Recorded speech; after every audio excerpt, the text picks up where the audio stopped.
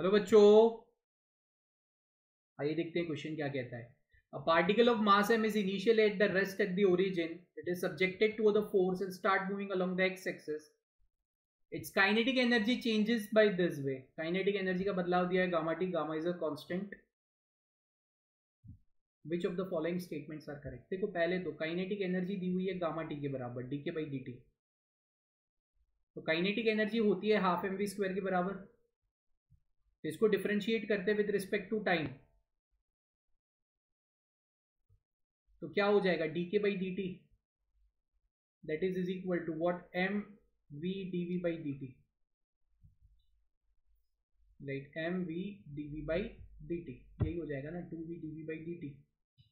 2 cut हो जाएगा. अब ये हो रहा है आपका गामा टी के बराबर.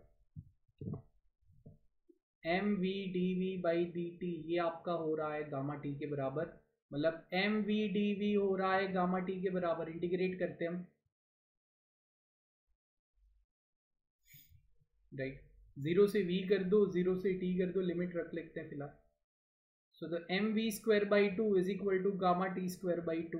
2 कटो, तो v is equal to under root of gamma by M into t आना चाहिए.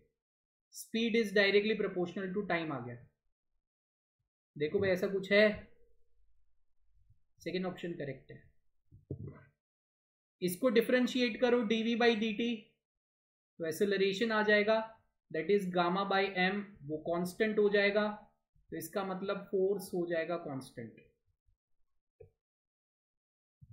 ऐसा कुछ है. The distance of the particle from the origin increases, linear force is conservative. अब देखो काइनेटिक एनर्जी का बदलाव हो रहा है. राइट, काइनेटिक एनर्जी का बदलाव हो रहा है. राइट, फोर्स का मैग्नेटिक दिया हुआ है. राइट, ओके चलिए पहले थर्ड ऑप्शन को. Distance of the particle v dx is equal to under root of gamma by M into T T into T.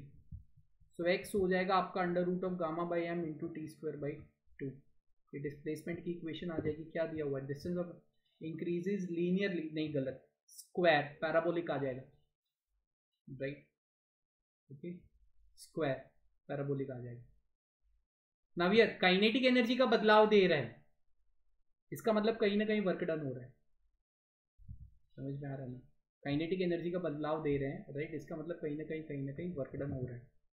Force conservative है कि नहीं, उसको किस तरीके से हमें चेक करना है. तो उसको एक चेक करने की कंडीशंस आती है जब फोर्स 2 या 3 डायमेंशंस में दिया जाता है.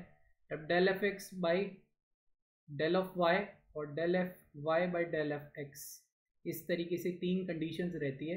जैसे del f of y by del z and del f of z by del Y.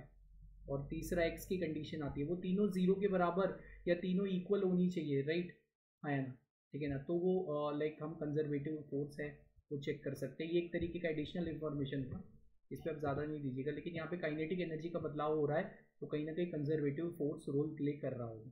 Right, so ये D is a perfect answer. Okay, so यहाँ पे 3 ऑप्शन आएंगे, A B and D. This are the perfect answer for this specific question. Hope so you all understand this बच्चा जी. Thank you, all the best.